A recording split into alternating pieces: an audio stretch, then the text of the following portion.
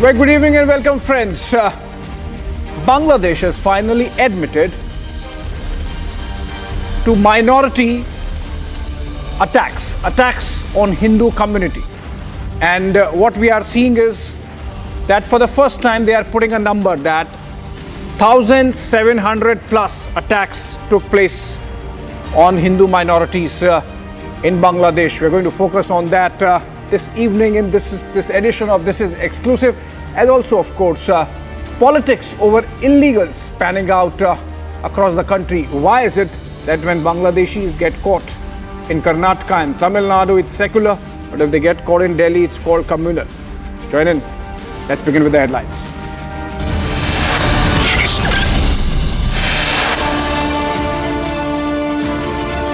Yunus government downplays attacks on minorities in Bangladesh, says they were politically motivated, not communal.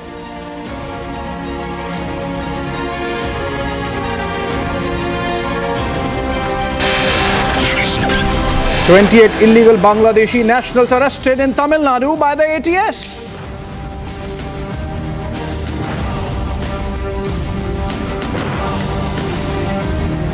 Politics escalates over Bangladeshi illegal immigrants in the national capital.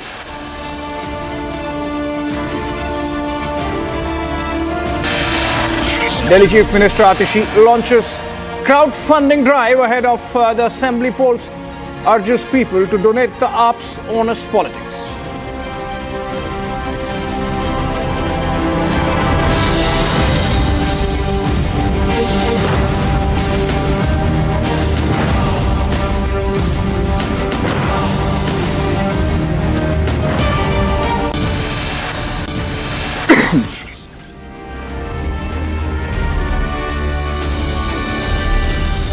All right, welcome friends. Let's begin with our focus on Bangladeshi admission that yes, Hindu minorities have been attacked, and there have been more than 1,700 instances over the last few months. And remember, when the Bangladeshi minorities, including the Hindu community, were saying that they are being attacked, they are being targeted, there was obfuscation on the part of the Yunus regime. Now the Yunus government, though downplaying by claiming that these were political and not communal attacks, admits that of the 2010 attacks which the minority groups outlined, 1769 incidents did actually happen. About 300 of them are being investigated, but about 1,400 of them have been confirmed that yes, in 1,400 plus cases, the Hindu minority and other minorities were indeed attacked. I'm being joined in by Kishalay from our Kolkata newsroom on this story. And Kishalay, you have been closely monitoring and reporting on the developments there taking place in Bangladesh, in Dhaka, particularly on the issue of attacks on the minorities. Are you surprised by this admission coming in from the Bangladeshi regime, in fact from the police itself, that yes, indeed 1,400 plus attacks on the minorities did happen? With a qualifier, of course, they are claiming that these are not communal, these are essentially political. Well, Abhishek, it is a shock indeed, as Yunus himself at one point of time openly said on camera that there has not been one single instance of communal violence or attack on minorities. That is what he said in a particular meeting he held with many of the religious leaders. Now, a police administration managed by Yunus himself, who is the chief advisor or whatever he is, we don't know actually, because he's not really doing his job well. Now Yunus, the police administration of Yunus is admitting that there has been 1,700 cases of violence on minorities, out of which 1,400 has been confirmed. But the number is a bitter pill to swallow for Yunus, so they have to put a rider behind it. They are saying only 2% of these attacks on the minorities are actually communal, rest are political. Now we are asking, Abhishek, the Hindus of Bangladesh are also asking that what kind of political violence happens where only selected minorities, their homes, their temples are being attacked, their deities are burnt down, their family members are killed. What kind of political attack is that? Why is an attack on a temple is not communal but political? How is he differentiating? How is Yunus is doing it? However, the Minority Council of Bangladesh, a Hindu, Buddhist, Christian Minority Council, they have come out with a figure of 2010. They are saying that in the same period that Yunus is talking about, the 1400 attacks, these are not 1400 but actually 2010 attacks happened. Yes. And they are saying that all these attacks are communal. None Yes. of them are politically motivated. So Yes. this is the latest update. Yes, Kishal, just stay with us. I'm being joined in by Prashant Kumar Sheel from Dhaka. He's a journalist, political analyst, and he is going to tell us how much of these numbers to be believed, how much of this is spin to be believed. A very good evening to you, Prashant Sheel, for joining us. Thanks for coming live with us. And, I'm going through this statement that has come in from Bangladesh police, and it says that after the fall of Sheikh Hasina government, all the attacks that have taken place, they have come down to a number of 1,415, which have been confirmed by them, of vandalism, of attacks and targeting of minorities. And they claim that a majority of them, 98% plus of them, are political in nature, not communal. What do they really mean? These are attacks after all. Attacks are attacks. Yes, brother, it's very unfortunate for the who are living in Hindu minorities in Bangladesh. Actually, we talk about it several times that kind of attack, that kind of violence, that kind of mob violence.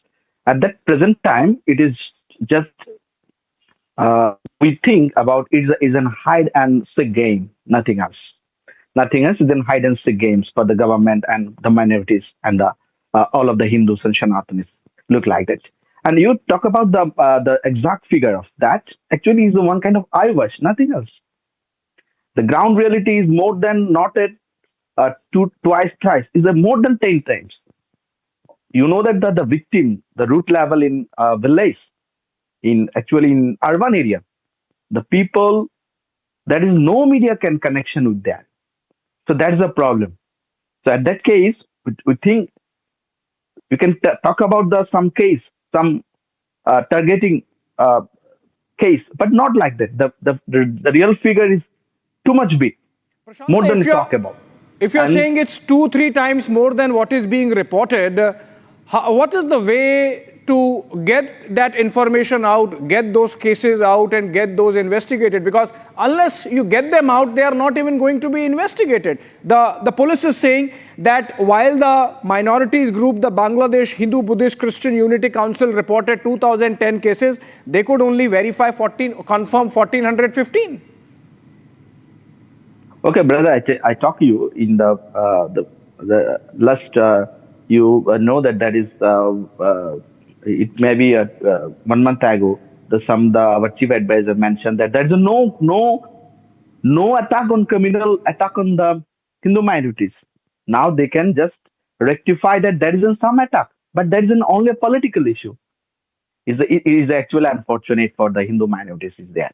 Because you know that the Hindus are Sanatanis in Bangladesh, they're one kind of peaceful in nature. They have not a very high ambitious, political ambitious, and nothing to like that. But they can be used in a vote bank.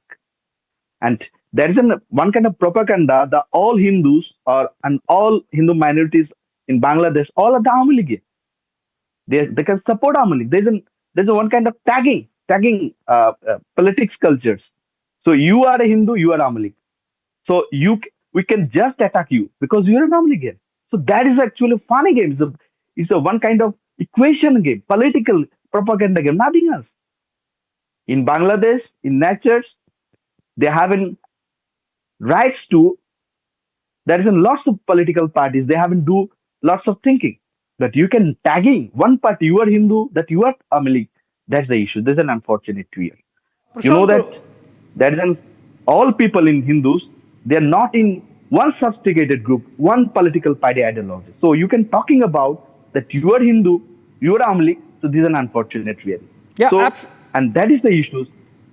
And that is the issue that some people, some authoritarian people, they can condemn that you are the Namuligar, you are the Hindus that from your attack is justified because it's a political attack. So how it is funny? It's one kind of funny. You can take it. That's a minority. Minority is what? It's based on religion. yeah. Majority, minority. When you can disseminate that is based on religion, nothing else. Yeah. So you can attack the minority. You can take his own kind of political. It's unfortunate, really unfortunate. In fact, the same statement, Prashantoda says that as of 8th of December 2024, which is like more than a month back, 2,200 incidents of killing and attack on minority were reported since August 5. Now, this is a substantial climb down despite the obfuscation that's coming in from the Bangladeshi side and the government about the fact that attacks have happened. Attacks have happened in thousands and the attacks are continuing, of which they have been able to confirm only 14, 15. My last question before I let you go, and I would again harp on this difference between political and communal. Prashantoda, when they say these are political attacks, do they mean that the Hindu community is being targeted for being supporter of Sheikh Hasina? Or that because India has given shelter and refuge to Sheikh Hasina, that's why the Hindu community is being targeted in Bangladesh? You know that the Hindu peoples are targeted in Bangladesh not from 5th August. Is coming from 1947. We are very unfortunate in Bangladeshi people who are living in Hindus because all the time they can targeting on the political levels, political manifestations, political glass only. But you can see the scenario. They are one kind of genocide from the Hindus. Okay. So that is unfortunate. So the people in Bangladesh, you know that they are very much eagerly, they have a non-movement free movement. They're not in very one party politics, they cannot target it. You can that they can support in Awami League. So 1 or 2% people, Hindus people are there, they join in politics. But Absolutely. how you can just targeting the majority people in every root village, targeting the people, moving, you can just kidnapping, you can just targeting, firing, everything, moving, looting everything from you can just already attacking all right. at the temple, Hindu's temple. Yeah, it's clear, Prashanto Kumarshil, that the Bangladeshi government is in a bind. They were first trying to present a picture of no attacks on minorities, then they made a climb down and said that yes, indeed attacks are happening. And now, while still trying to sort of fudge the facts about whether these are political or communal, the government has now admitted that thousands of attacks have happened, 2,200 by 8th of December, and that they are continuing. Thanks for joining us from Dhaka with that perspective. And we move on, but still staying with the Bangladeshi issue, which is really rocking politics of the country, particularly in the national capital, Delhi. 28 illegal Bangladeshi nationals were arrested earlier in the day from Tamil Nadu. Meanwhile, more than 50 illegals have been arrested over the week from across the country, including Congress-ruled Karnataka. However, politics has erupted in the national capital over these illegal immigrants' arrests and deportations. The BJP now has alleged today, and in fact has upped the ante, saying that the AAP is facilitating stay and permanent residency of these illegals in the national capital, and they have been providing them with ration cards and Aadhaar cards. Let's listen in to the BJP attack that came in from their senior leader, Smriti Irani. I'm told we don't have a soundbite, but let's go to Harsha. She's joining us live, and after that we will have Vikram Singh joining us, former DGP of Uttar Pradesh, to understand how we can keep politics out of this very important issue, which has national security consequences. But to Harsha first. Harsha joining us live from Delhi. Harsha, we have seen the BJP making a direct charge on the Aam Aadmi Party, releasing a video in which some AAP cadres or leaders are seen as facilitating Bangladeshis with Aadhaar cards or ration cards. Have you heard from the Aam Aadmi Party how they have responded to this? So Abhishek, we spoke to Aam Aadmi Party leaders. However, they denied coming on cam. But yes, Atishi did the press conference and they clearly stated that it is politically motivated. What Smriti Irani, Ramesh Biduri, Viren Sachdeva have been stating since long on Bangladeshi and Rohingyas been given the fake Aadhaar card by the Aam Aadmi Party. It's completely politically motivated ahead of the national Delhi election. But Abhishek, we have seen here more than 15 Bangladeshis were arrested. They were detained and several were deported also to their own country. And Delhi police also is now on nabbing Bangladeshis from several respective vantage points. Mostly these Bangladeshis have been nabbed from the New Delhi Assembly constituency, and therefore this is the major issue, political issue in the Delhi election as well. Also, one of the AAP leader Mohinder Goyal, in his office, Bangladeshi people were found, and how their fake Aadhaar card was being found, it was also recorded, and also the video was showcased by Smriti Irani and Ramesh Biduri by clearly stating how Rohingyas and Bangladeshis are being provided fake Aadhaar card, ration card, and also are being given free electricity and water by the Aam Aadmi Party leaders just for this Delhi election for the sake of the vote bank. So yes, Bangladeshi issues not only in other parts of the country like Karnataka and Chennai, but yes, this is a political campaign and a political issue in Delhi for the elections as well. Right. Now today also police have filed an FIR and taken a complaint from the side of BJP against the Aam Aadmi Party leader as well. Back to you. Thank you so much, Harsha. While politics really goes on this issue, what we are concerned about is the national security dimension, because we have seen how so many times many of these illegals are found to be involved in crime and some serious crime, including terrorism. And to understand that, we are joined in by Mr. Vikram Singh, former DGP of Uttar Pradesh, someone who closely tracks the national security situation. Very good evening to you, Mr. Singh.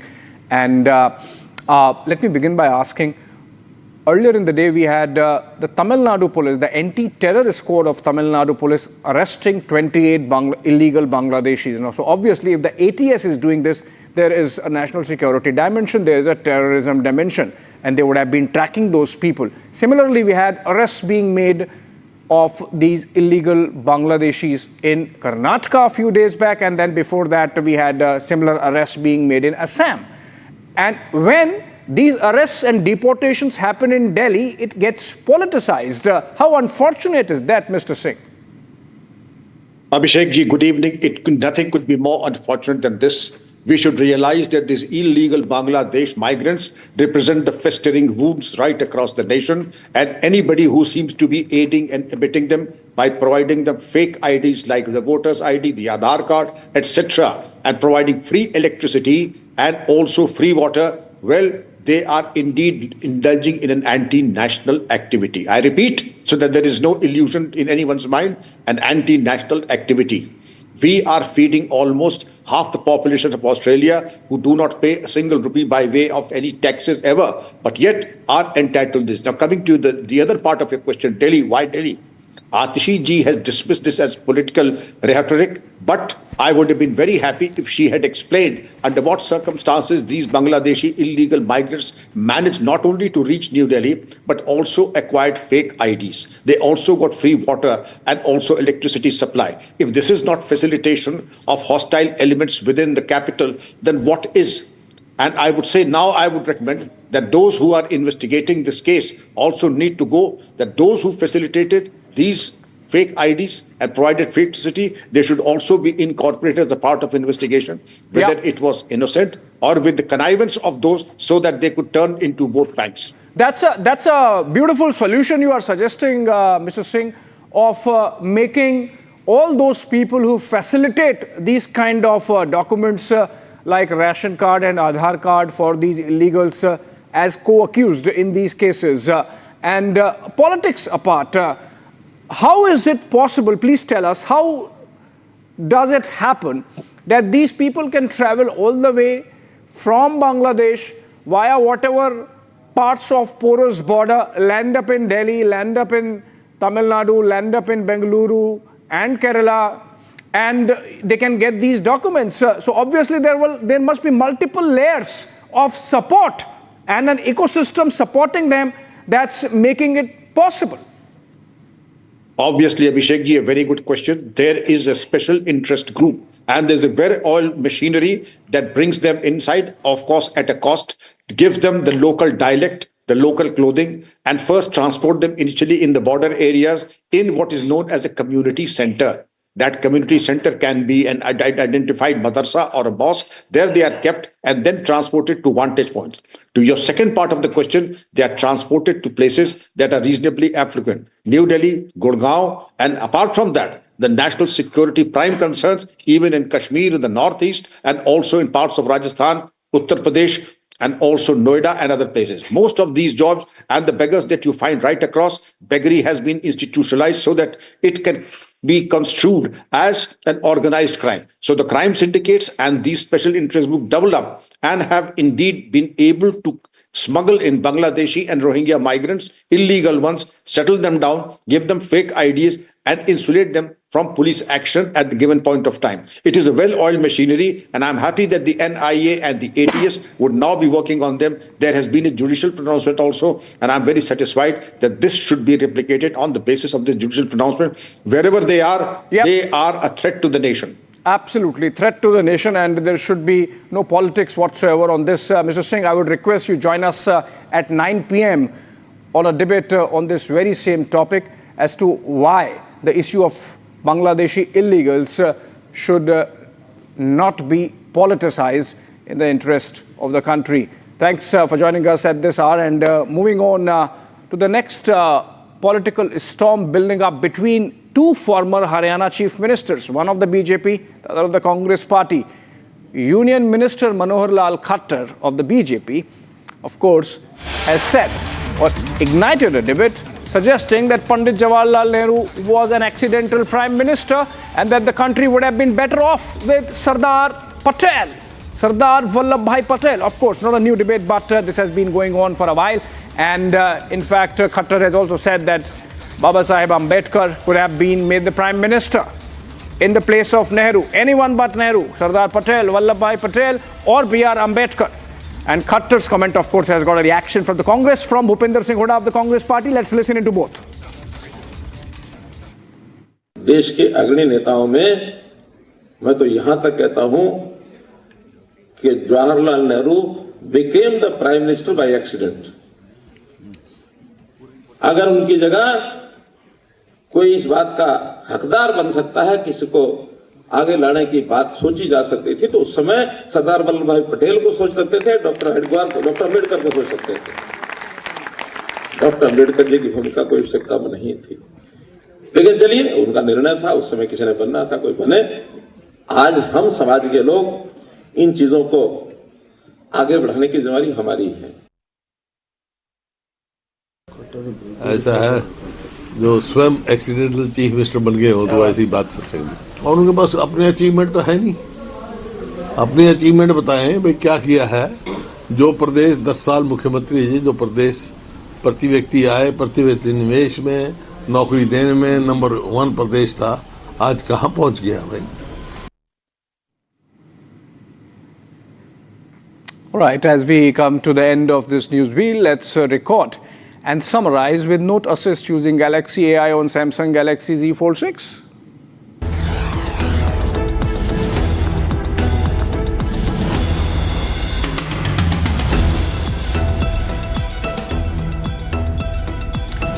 Chief Minister and AAP candidate from Kalkaji, Atishi, on Sunday launched a crowdfunding campaign to contest the upcoming Delhi Assembly polls and said she hoped that people would support her party's politics of work and honesty. Addressing a press conference in Delhi, Atishi released an online link for people to donate money, saying she needed rupees 40 lakhs to fight the elections.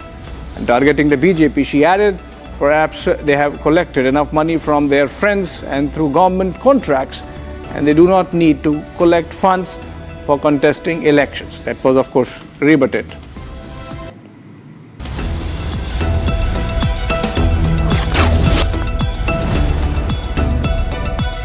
All right, there you have it, the precise reading of the news in a simpler format using Galaxy AI on Samsung Galaxy Z Fold 6. We will be back with headlines in a few minutes.